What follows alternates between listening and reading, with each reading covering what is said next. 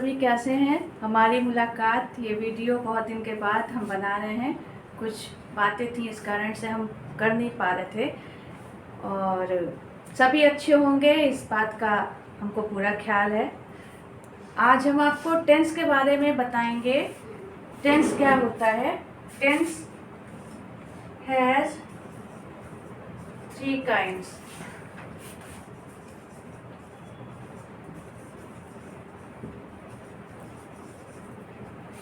तीन प्रकार के टेंस होते हैं। टेंस के 3 प्रकार होते हैं, 3 काइंड्स होते हैं। फर्स्ट होता है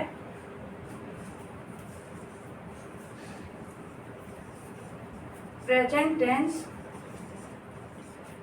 सेकेंड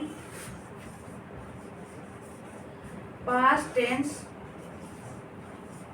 और थर्ड होता है फ्यूचर टेंस।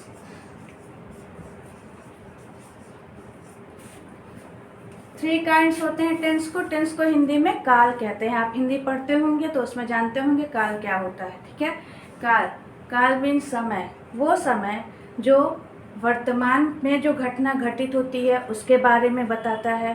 बीते हुए समय में यानी भूतकाल में जो भी घटनाएं घटित हो चुकी हैं उनके बारे में बताता है, और साथ में फ्यूचर में यानी भविष्य में आने वाली जो घटनाएं होती हैं, होने वाली जो घटनाएं होती हैं उनके बारे में बताता है। ठीक है, तो प्रेजेंट टेंस में जो वर्तमान में चीज़ें होती हैं, घटनाएं घटित होती हैं, वो प्रेजेंट टेंस में होती हैं।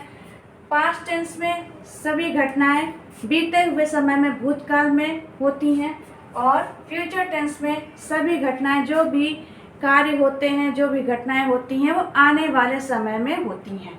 ठीक है, प्रेजेंट टेंस में सभी टेंस के 4 काइंड्स होते हैं। Every tense has 4 kind. जो जितने भी टेंस होते हैं, ये 3 टेंस होते हैं, जो इन तीनों टेंस के अलग अलग 4 काइंड्स होते हैं। जैसे प्रेजेंट टेंस का देखेंगे फॉर्म, तो पहले में आएगा सिंपल या इनडेफिनिट।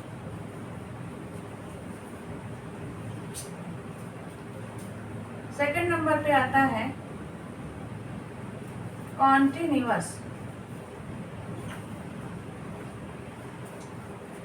थर्ड नंबर पर परफेक्ट, और फोर्थ पे आता है परफेक्ट कॉन्टिन्यूअस।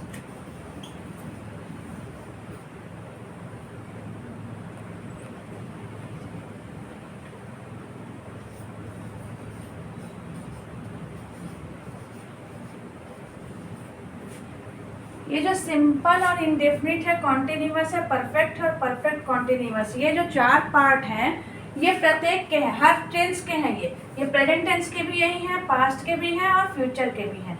प्रेजेंट टेंस में simple present tense, present continuous, और प्रेजेंट परफेक्ट कॉन्टिन्यूअस। इसी तरीके से पास्ट टेंस में क्या होते हैं, पास्ट टेंस में भी सिंपल पास्ट या past indefinite, past continuous, past perfect और पास्ट परफेक्ट कॉन्टिन्यूअस, ये होते हैं।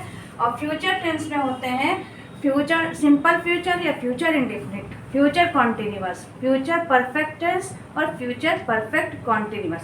इसलिए 4 पार्ट मिला करके पूरे 12 टेंस होते हैं। यानी कि ये 3 टेंस होते हैं, और इन 3 टेंस में 4 पार्ट हो जाते हैं प्रत्येक टेंस के, तो वो पूरे मिला करके वो 12 टेंस बनाए जाते हैं। समझ में आप सबको। टेंस को क्या कहते हैं हिंदी में, काल कहते हैं। वो टेंस जो होता है उससे वर्तमान समय की घटना या कार्य के बारे में बताया जाता है।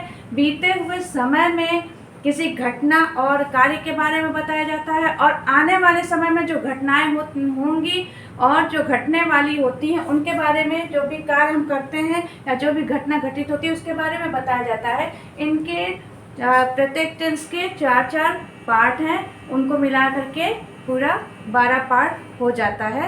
हम आपको धीरे धीरे एक एक टेंस के बारे में बताते जाएंगे। ठीक है, आप सबको ये समझ में आया?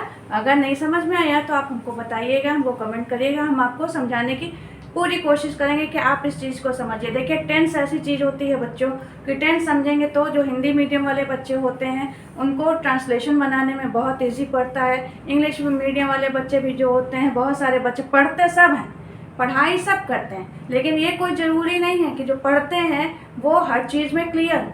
इसलिए आप टेंस को बहुत ध्यान से पढ़िए, वीडियो बहुत ध्यान से देखिएगा और बहुत ध्यान से मन लगा करके टेंस के बारे में जानिए और टेंस के बारे में हम आपको बताएंगे और आपको पढ़ाएंगे। आप लोग खूब अच्छे से उसको समझ लीजिएगा, ठीक है।